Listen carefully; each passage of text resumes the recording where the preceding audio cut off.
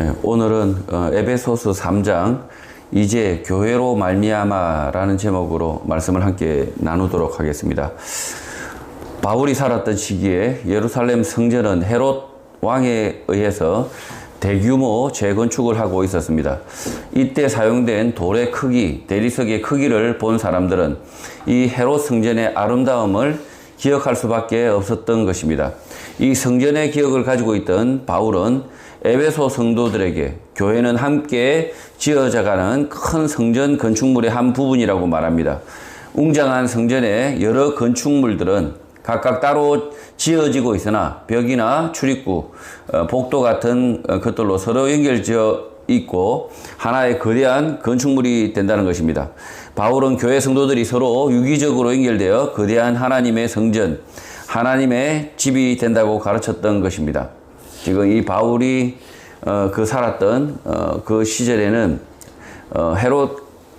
예루살렘 헤롯 성전이 마무리가 되는 시점이었습니다. 그러나 그 헤롯 성전은 불과 AD 70년, 지금 한 65년 정도인데 4, 5년 뒤에 완전히 불타서 없어져 버립니다. 로마 티투스 장군에 의해서 예루살렘이 함락되면서 예루살렘 그 성전이, 아름다웠던 성전이 완전히 기억에서 사라지는데, 그러나 지금 바울은 자신이 그 전에 로마의 감옥에 갇히기 이전에 보았던 예루살렘 성전을 회상하면서 교회의 성도는 그 각각의 건축물이다. 서로 다 지어져 가는 것이다. 라고 얘기하고 있습니다. 그리고 이 교회가 에베소 교회만이 아니었던 거죠. 에베소 교회만이 아니라 여러 바울이 전도했던 교회들, 그 교회들이 실제로는 이 땅에 있는 모든 교회는 서로 연결되어 있다라고 지금 바울이 말하고 있는 것입니다. 지금 한국 교회는 교회마다 서로 연결되어 있지 않지만, 그러나 실제로는 교회가 진리 공동체라면, 말씀 공동체라면 서로 유기적으로 연결되어서 하나님의 집이 된다. 이게 바울의 말씀입니다. 1절, 이름으로 그리스도 예수의 일로 너희 이방인을 위하여 갇힌 자 된 나 바울이 말한다고 합니다. 바울은 지금 로마 감옥에 갇혀 있습니다. 자신이 로마 감옥에 갇혀 있는 이유는 복음 때문이고 에베소 교회와 같은 이방인 전도 때문이라고 밝힙니다. 그러나 바울은 자신을 이방인을 위한 예수 그리스도의 죄수, 수감자라고 밝히는 것입니다. 옥에 갇혔으나 바울은 자신의 처지를 비관하지 않고 부지런히 에베소 교인들을 위하여 편지를 쓰고 있는 것입니다. 2절, 너희를 위하여 내게 주신 하나님의 그 은혜의 경륜을 너희가 들었을 것이라고 말합니다. 내게 주신 하나님의 은혜의 경륜을 들었다면 그것은 에베소 교인들을 위한 것이다. 이렇게 밝히는 것입니다. 경륜은 킹 제임스 영어 성경에서는 dispensation으로 번역되었지만 헬라어 원어는 오이코노미아입니다.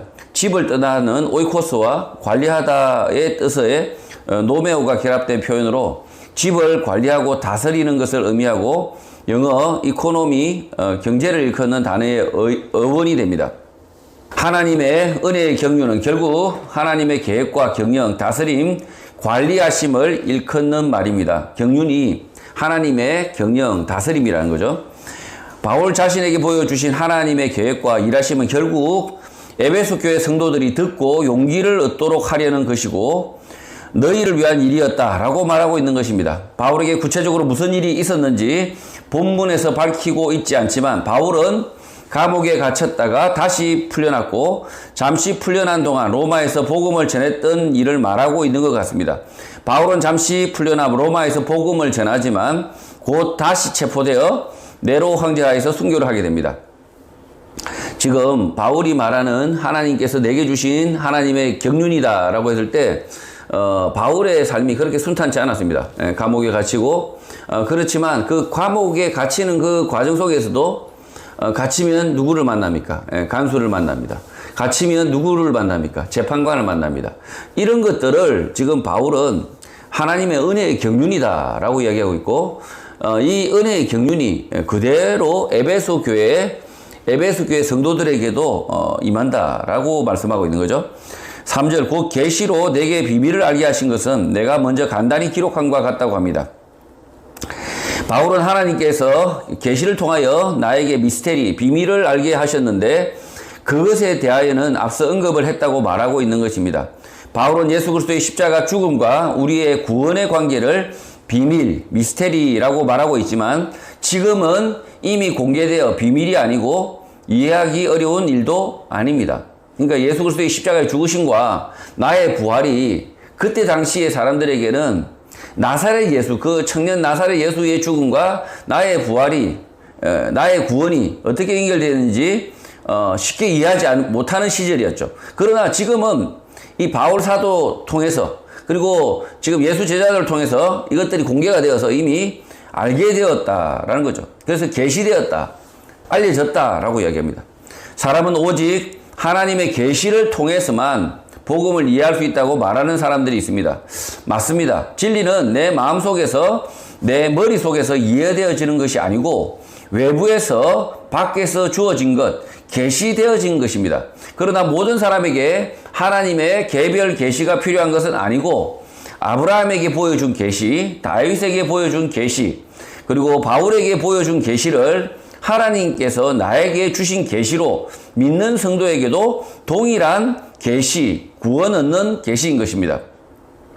결국 바울에게 주신 하나님의 계시는 이 서신서를 통하여 에베소 교회 성도들이 자신의 계시로 받았고 지금 이 에베소서 말씀을 묵상하는 나에게 주신 계시로 받을 수 있는 것입니다.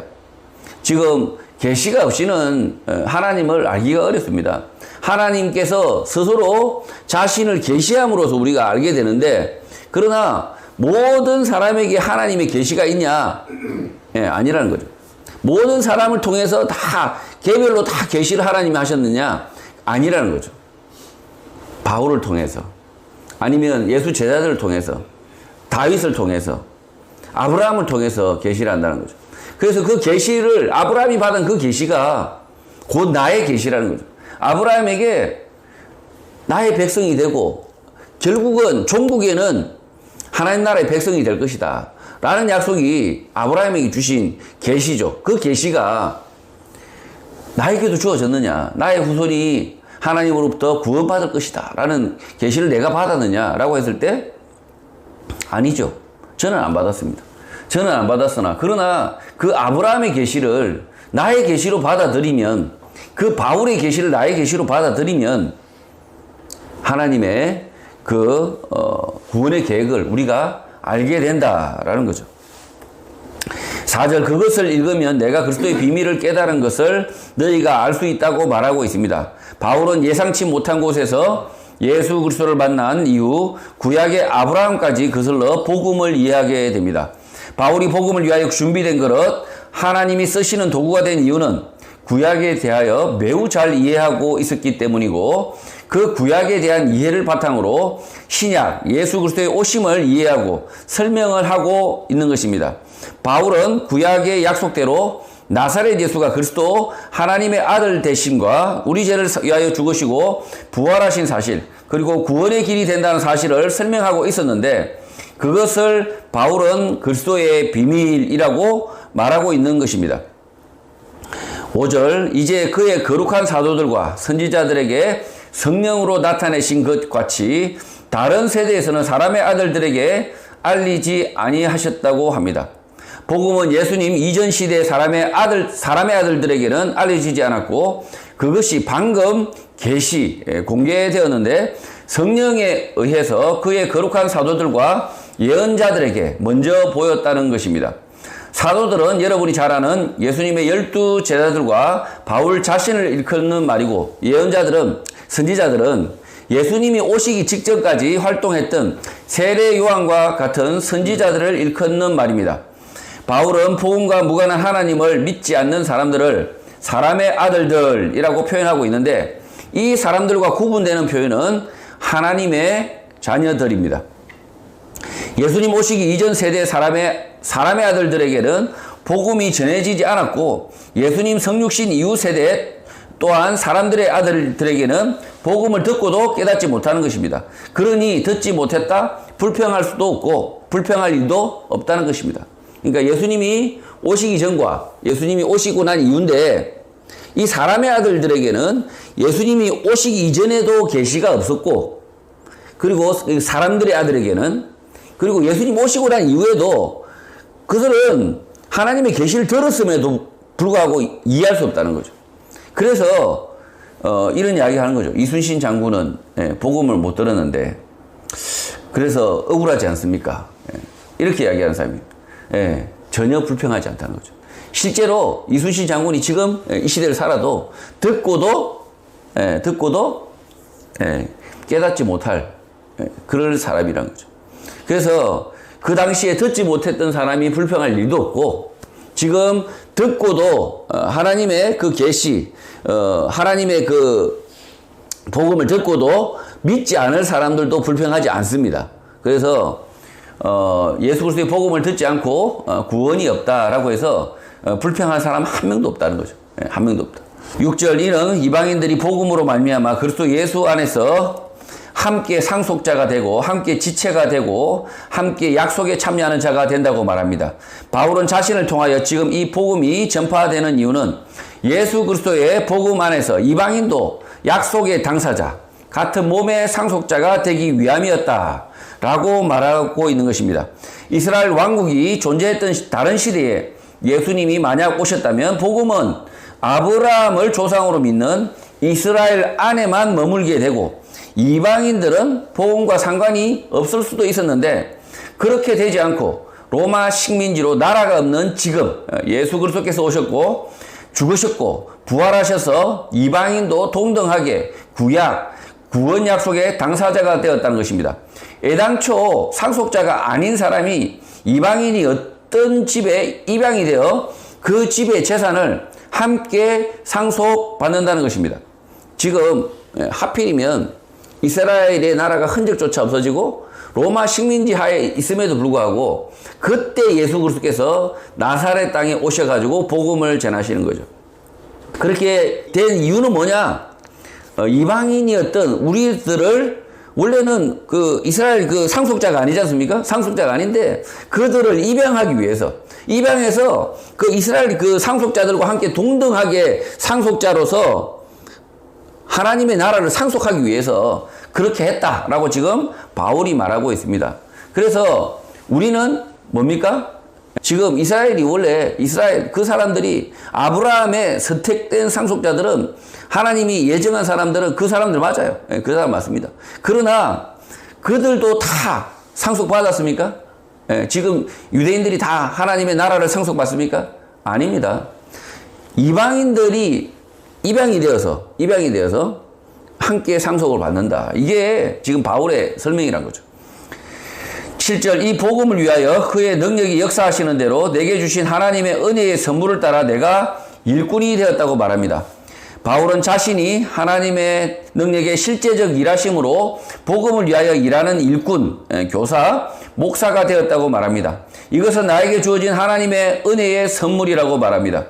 바울은 자신이 성도를 예수 그리스도의 말씀으로 가르칠 수 있었던 이유가 다른 데 있지 않고 하나님의 은혜를 선물로 받았기 때문이란 것입니다. 하나님의 말씀을 가르치는 목사, 교사는 자신에게 자격증이 있어서가 아니라 하나님의 은혜로 인하여 선물로 주어졌다는 생각을 가져야 합니다. 그저 주어진 선물이기 때문에 자랑하지 못합니다. 또 성도를 예수님의 말씀으로 가르치는 교사, 목사로 인정을 받는 것은 자격증 때문이 아니라 하나님의 권능, 하나님의 일하심 때문이라는 것입니다. 한국교회에 무자격 교사, 목사가 많습니다. 바울이 앞서 밝혔듯이 자격증 여부가 아니라 권능의 하나님께서 일하심이라고 볼 수 없는 교사, 목사가 그들입니다.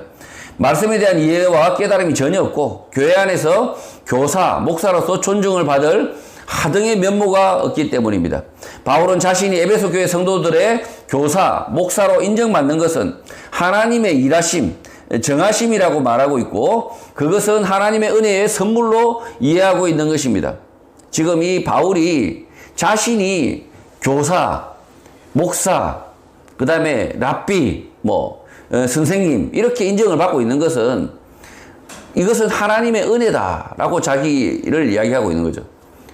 이 배척할 수 있습니다. 저 유대 바리새인 이 바리새인이었던 이 바울을 그 에베소 교회 이방인들이 배척할 수 있습니다. 배척할 수 있는데도 불구하고 배척하지 않고 그를 받아들이고 있죠. 그를 받아들이고 있고 교회의 선생으로 지금 받아들이고 있습니다. 그것은 이 바울이 선생 자격증을 땄기 때문에 아니면 목사 자격증을 땄기 때문에 그 교회 성도들이 받아들인 것이 아니라 실제로는 그 하나님의 일하심 뭡니까?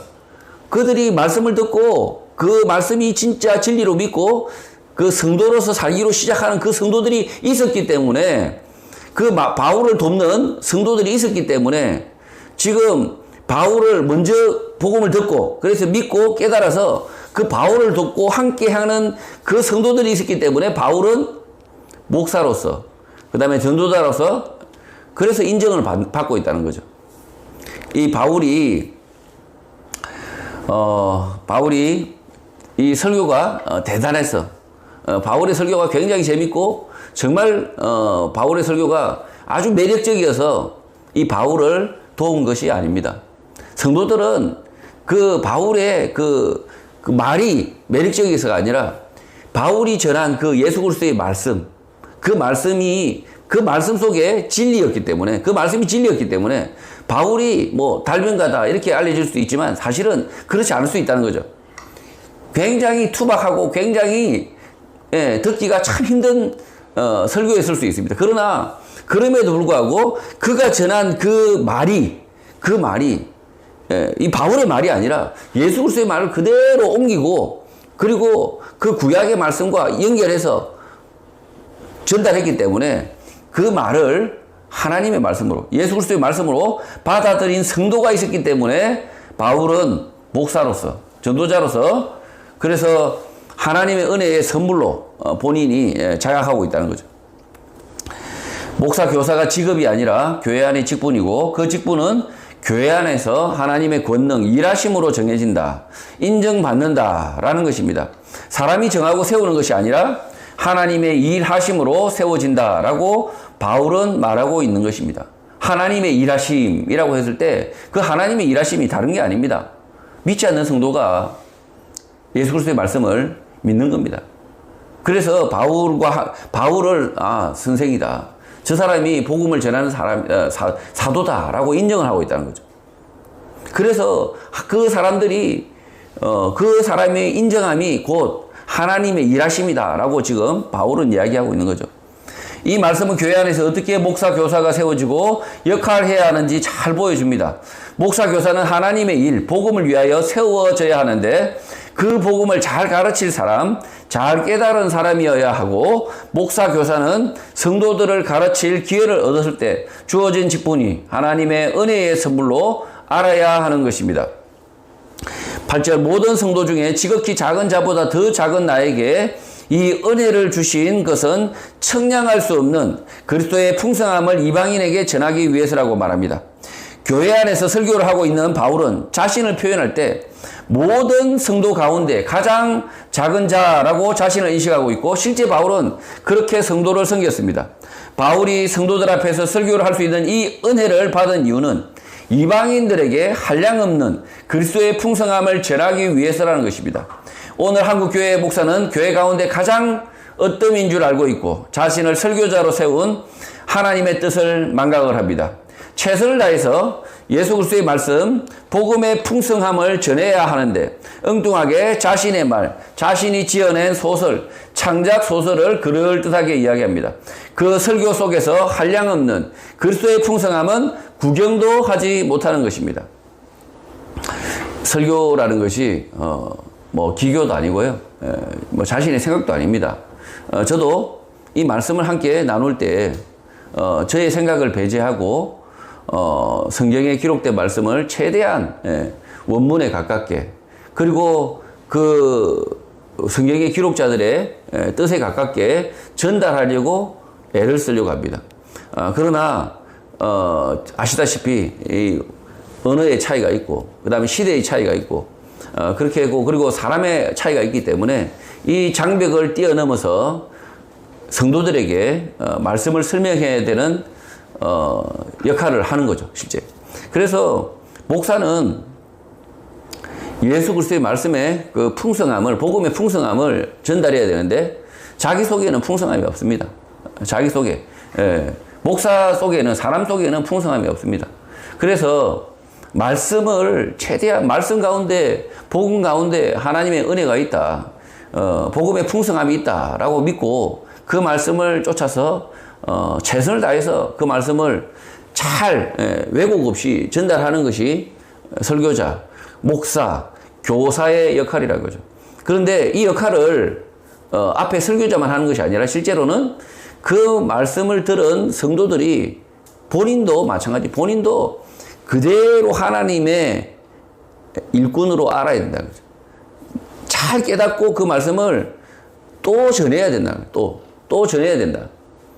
우리가 여기서 말씀을 듣는 자로만 남아버리면 그렇다면 하나님의 일은 중단되는 겁니다. 하나님의 일은 중단된다. 지금 바울이 하나님의 인정하는 목사, 전도자로 인정을 받는 이유는 뭐냐면 바울이 그렇게 예수 그리스도의 말씀을 잘 전했을 때 회개하고 돌이키고 그 말씀의 삶을 바꾸는 성도가 있었기 때문에 그것을 바울은 또 뭐라고 생각했냐면 그 성도들이 바울을 인정함이 곧 하나님께서 인정함이다 라고 믿었다는 거죠. 이해되시나요? 바울이 하나님께서 권위로서 인정하신 게 아닙니다. 사도들이 인정한 게 아닙니다. 그 복음을 들은 그 성도들, 그 속에 계시는 하나님의 인정하심이 있다는 거죠. 그 말씀을 듣고 구원의 약속을 믿고 예수 그리스도의 말씀을 듣고 그대로 살려고 하는 진실한 성도들의 인정이 곧 하나님의 인정하심이고 하나님의 일하심이다 라고 바울은 이해하고 있습니다. 마찬가지라는 거죠. 앞에 저도 말씀을 함께 항상 주일마다 이렇게 나누지만 제가 이 말씀을 전할 때 하나님의 인정하심은 어디에서 오겠습니까? 예, 옥집사 설교 그 원문 보고 잘하고 있구나 이렇게 인정하겠습니까? 예, 아주 세련되고 재미있게 그리고 귀에 솔깃하게 잘 전하면 목사, 교사, 전도자로 인정을 하고 그렇지 않으면 아닙니까? 아니라는 거죠. 한 사람이라도, 단 한 사람이라도 그 말씀을 듣고 그 가르침을 듣고 하나님의 그 말씀을 쫓아서 예수 그리스도의 말씀을 쫓아서 삶을 바꿔야겠구나. 삶을 전적으로 예수 그리스도의 말씀에 의지해야겠구나. 라고 그렇게 태도를 정할 때 그 성도 가운데 일하시는 하나님께서 앞에 세운 사람을 하나님이 인정하신다는 거예요. 그렇게 교회는 계속 이어져 간다는 겁니다. 9절 영원부터 만물을 창조하신 하나님 속에 감추어졌던 비밀의 경륜이 어떠한 것을 드러내게 하려 하심이라고 합니다. 예수 그리스도에 의해서 만물이 창조되었다라는 것입니다. 이것을 모든 사람들이 보게 될 것인데 창조 때부터 하나님 속에 감추어졌던 하나님과 예수 그리스도의 동력의 비밀이라는 것입니다. 바울이 복음의 전도자가 된 것은 예수 그리스도와 하나님께서 창조 때부터 함께 일하셨다는 것을 전하기 위함이었다라는 것입니다. 바울은 자신의 설교 가운데 구약과 신약이 어떻게 연결되었는지, 유대인과 이방인이 어떻게 한 형제가 되었는지 설명하는 것입니다. 10절 이는 이제 교회로 말미암아 하늘에 있는 통치자들과 권세들에게 하나님의 각종 지혜를 알게 하려 하심이라고 합니다. 바울을 통해서 이 복음을 전하게 한 이유는 교회를 통해서 하나님의 여러 지혜를 통치자와 권세들에게 하늘에 있는 것처럼 가르치도록 하는 데 있다는 것입니다. 에베소 교회는 이제 바울로부터 들은 것들을 세상 권세자들, 나라들에게 내려놓을 것인데 그것은 하늘로부터 온 것, 하나님의 여러 지혜라는 것입니다. 어느 순간 복음이 천박해졌습니다. 그래서 교회가 세상 권세자들을 떠받들고 오히려 나라에 굴종을 합니다. 바울은 교회가 하늘에 있는 것처럼 하나님 나라에 있는 것처럼 세상 권세자와 나라들에게 하나님의 여러 지혜를 가르쳐야 한다, 나눠줘야 한다라고 하고 있는데 교회가 그렇게 못하는 것입니다. 교회가 권세자와 나라를 가르쳐야 하는데 거꾸로 교회가 국가로부터 가르침, 지시, 통제를 받는 일이 벌어지는 것입니다. 매우 잘못된 일입니다. 11절 곧 영원부터 우리 주 그리스도 예수 안에서 예정하신 뜻대로 하신 것이라고 합니다. 교회가 세상 권세자들, 나라들을 아래에 두고 하나님의 여러 지혜들을 가르치는데 이것은 우리 주 예수 그리스도 안에서 영원한 목적, 예정하신 뜻이라는 것입니다. 교회는 세상 권세자들과 나라들을 복음으로 가르쳐서 결국 하나님 나라를 만들어가는 것이 교회의 목적이라는 거죠. 지금 교회가 이 국가의 통제를 받고 지시를 받고 교회가 국가로부터 가르침을 받는 그런 존재가 아니라는 거죠. 교회는 하나님의 말씀을 담고 있는 공동체는 세상 권세자들, 나라들을 가르쳐야 됩니다.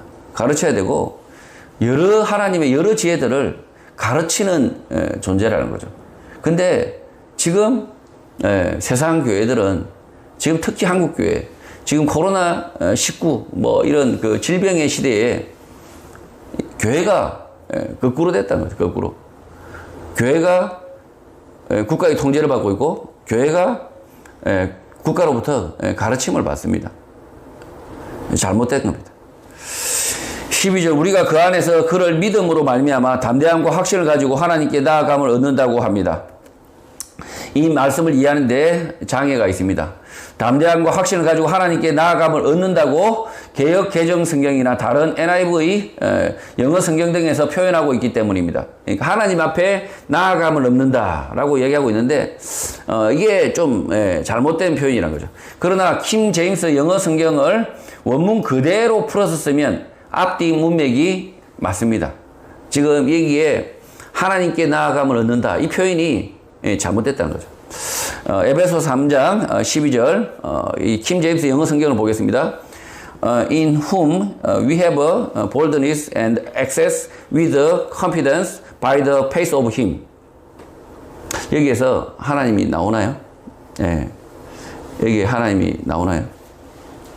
나오지 않습니다. 세상 권세자들, 나라들 속에서 우리는 예수 그리스도를 믿는 믿음에 대한 확신으로, 담대함으로 그들에게 찾아갈 수 있다는 것입니다. 하나님께 나아가는 것이 아니라 예수 그리스도를 믿는 믿음으로 권세자들, 사람들 속으로 용감하게 확신을 가지고 찾아갈 수 있다는 것입니다. 바울은 비록 감옥에 갇혔으나 곧 믿지 않는 권세자들, 재판관들을 용감하게 만날 수 있는 이유는 예수 그리스도에 대한 믿음, 그 믿음의 확신 때문이라는 것입니다. 지금 이 본문의 12절이 난해 구절입니다. 난해 구절인데 이 구절을 보면 다시 한번 읽겠습니다. 우리가 그 안에서 그를 믿음으로 말미암아 담대함과 확신을 가지고 하나님께 나아감을 얻는다라고 하는데 이 뜬금이 없습니다. 뜬금이. 하나님 앞에 나아가는 게 아니라 실제로는 바울은 지금 누구 앞에 나아갑니까? 재판관 앞에 나아갑니다. 간수 앞에 나아갑니다. 그리고 사람들, 로마 사람들 앞에 나아갑니다. 그래서 지금 바울에게는 담대함, 확신, 그리고 그를 믿는 믿음으로 그들에게 나아간다는 거죠. 그들에게 나아간다. 마찬가지입니다. 에베소 교회 성도들도 담대함을 가져야 됩니다. 잡혀가서 지금 어떻게 뭐로 대답해야 될까 지금 전전긍긍 예수교를 지금 안 믿기로 해야 된다는 건지 어떻게 해야 될지 얼마나 답답하겠습니까? 잡혀간다면. 그래서 예수를 믿는 그 믿음으로 담대함으로 확신으로 잡혀가더라도 확신으로 나아갈 수 있다는 거죠. 확신으로 나아갈 수 있다.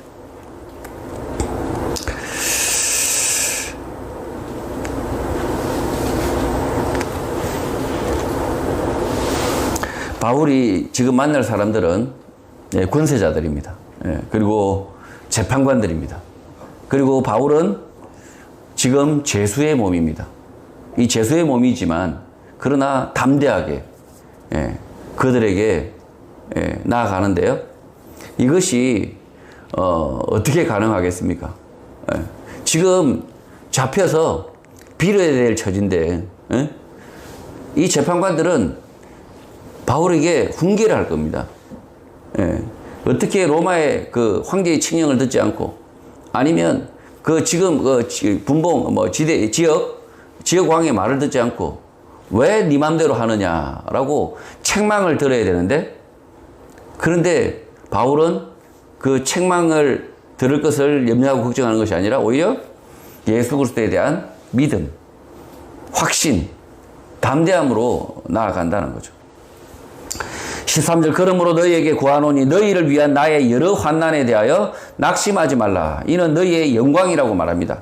바울은 이방인에게 복음을 전하다 옥에 갇혔습니다. 그러나 낙심하지 말아야 하는데 이 문제로 바울은 로마 재판관과 관계자들을 만나 복음을 전하게 되고 이것이 너희에게 영광이 된다는 것입니다. 바울은 이방인 에베소 교회 성도들이 어떻게 서로 사랑하며 주의 말씀대로 살게 되었는지, 어떻게 변화되었는지 재판관에게 설명을 하며 예수 그리스도의 복음을 전하는 것이 로마 제국에 아무런 해악을 끼치지 않는다, 무죄를 주장할 것으로 보입니다. 그래서 바울이 옥에 갇힌 것은 낙심할 문제가 아니라 너희의 영광이 된다는 것입니다. 지금 바울은 자신이 이렇게 잡힌 것을 부끄러워하지 않고 오히려 에베소 교회 성도들을 보세요. 에베소 교회 성도들을 보세요. 그들이 비록 지금 현행법을 위반하는 것처럼 보이지만 그들이 주인과 종이 서로 사랑하고 그리고 가난한 자를 서로 돕고 이런 에베소 교회 성도들의 모습을 보면 이 복음을 전하는 것이 죄가 아니다라고, 무죄다라고 바울이 이야기한다는 거죠. 14절, 이러므로 내가 하늘과 땅에 있는 각 족속에게, 15절, 이름을 주신 아버지 앞에 무릎을 꿇는다고 합니다. 이런 이유로 예수 그리스도 우리 주 아버지 하나님께 바울이 무릎을 꿇는다고 말하는 것입니다. 바울이 옥에 갇혔으나 그 이유는 세상 권세자들, 나라들을 하늘에 있듯이 그들을 바울 앞에 불러서 가르치기 위함이었다라는 것입니다.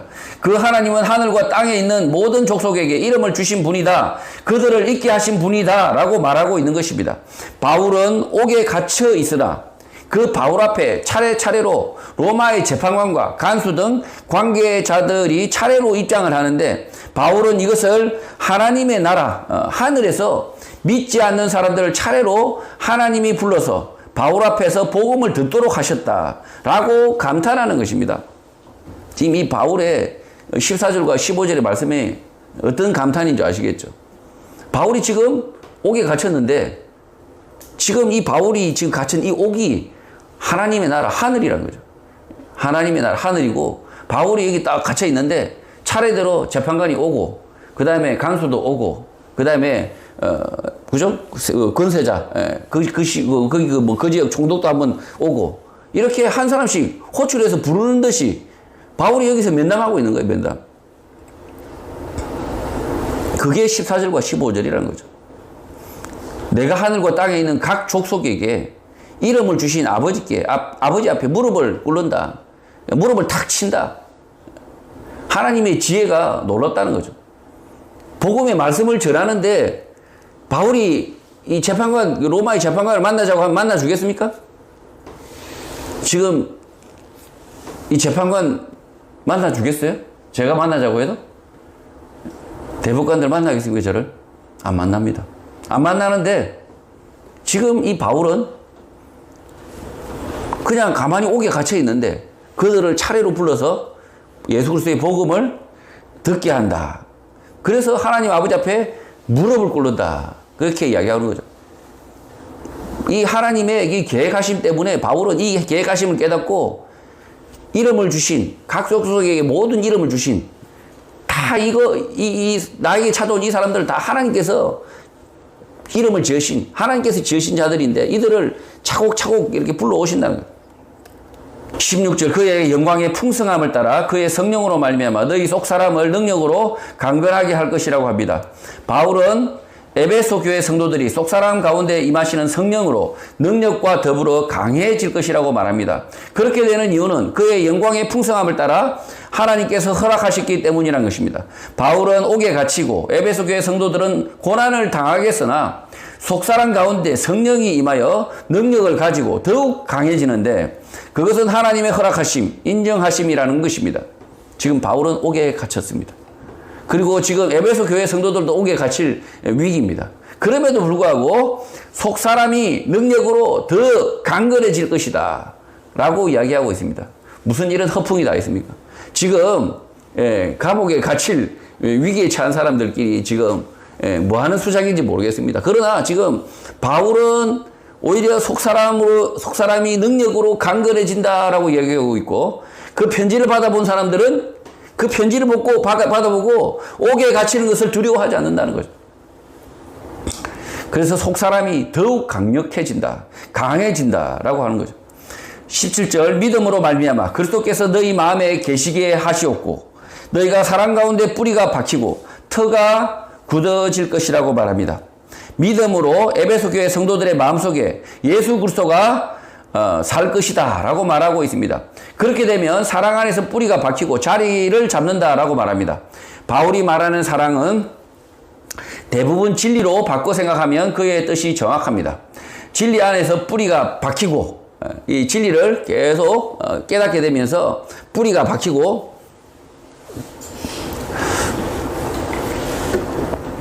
그리스도인의 삶의 태도가 자리가 잡힌다는 것입니다. 에베소 교회 성도들이 성숙한 성도가 된다라는 뜻입니다.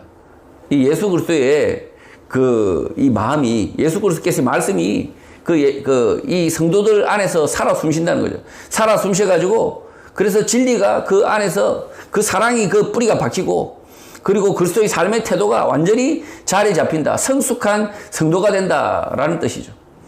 18절, 너희 모든 성도와 함께 지식에 넘치는 그리스도의 사랑을 알고 19절, 그 넓이와 길이와 높이와 깊이가 어떠함을 깨달아 하나님의 모든 충만하신 것으로 너희에게 충만하게 하시기를 구한다고 합니다. 그 넓이와 길이와 높이와 깊이에 대하여 모든 성도들이 이해를 할 수 있다고 합니다. 현재 벌어지는 일에 대하여 모두 이해하게 된다. 모순 없이 깨닫게 된다라는 말입니다. 그리고 지식을 뛰어넘는 그리스도의 사랑을 알게 된다고 말합니다. 그 그리스도의 사랑은 성도를 모든 하나님의 충만함으로 채울 수 있는 사랑이라고 합니다. 옥에 갇힌 바울로 인하여 어리둥절하는 에베소 교회 성도들이 지식으로 설명이 불가능한 그리스도의 사랑, 말씀을 이해하게 되고 일어나는 일의 넓이, 길이, 높이, 깊이를 모두 이해할 수 있게 된다는 것입니다. 지금 이렇게 넓이, 길이, 높이, 깊이 이렇게 설명하는 이유는 지금 이 에베소 교회와 이 바울에게 벌어지는 그 일이 굉장히 복잡합니다. 감옥에 갇히고 뭐 어떻게 될지도 모르고 이런 복잡한 상황을 성도들이 이제 깨닫는다는 거죠. 그냥 넓이도 알고 길이도 알고 높이도 알고 싹 다 모든 것을 다 모순 없이 다 이해할 수 있다. 깨달을 수 있다라는 거죠. 20절, 우리 가운데서 역사하시는 능력대로 우리가 구하거나 생각하는 모든 것에 더 넘치도록 능히 하실 이에게 21절, 교회 안에서와 그리스도 예수 안에서 영광이 대대로 영원 무궁하기를 원하노라. 아멘이라고 편지글을 맺습니다. 하나님께 영광이 있다. 아멘이라고 한 것입니다. 그 이유는 바울과 그 일행에게 일하신 그 능력을 따라 우리가 구하거나 생각하는 모든 것보다 뛰어넘는 것들을 에베소 교회에 하실 수 있기 때문이고, 예수 그리스도로 인하여 세워진 에베소 교회 안에서 모든 세대, 세상 가운데 영원히 영광이 있다는 것입니다. 지금 이 바울과 그 일행에게 하신 그 능력이 에베소 교회 그 성도들과 그 에베소 교회 성도들이 전할 그 후대 세대까지 영원토록 있을 것이다. 지금 이 옥에 갇히는 그 위기와 이 환난 속에서 하나님 앞에 영광이 있다. 교회가 영광이다. 이 위기와 이 어려움이 하나님 앞에 영광이다. 교회 안에 교회가 영광이다 라고 이야기해요. 이 교회를 통해서, 에베소 교회를 통해서 하나님이 영원토록, 영원 무궁토록 영광이 있다 라고 말하고 아멘하고 편지글을 맺는 거죠. 성도 여러분, 예수 그리스도께서 세우신 교회는 모든 세대 속에서 하나님의 영광입니다. 그 이유는 교회 가운데 세상을 충만케 하는 하나님의 지혜, 하나님의 사랑, 하나님의 진리를 교회 안에 부어주셨기 때문입니다. 그 하나님의 지혜, 능력, 충만 가운데 사시는 성도가 되시기를 주님의 이름으로 축복합니다.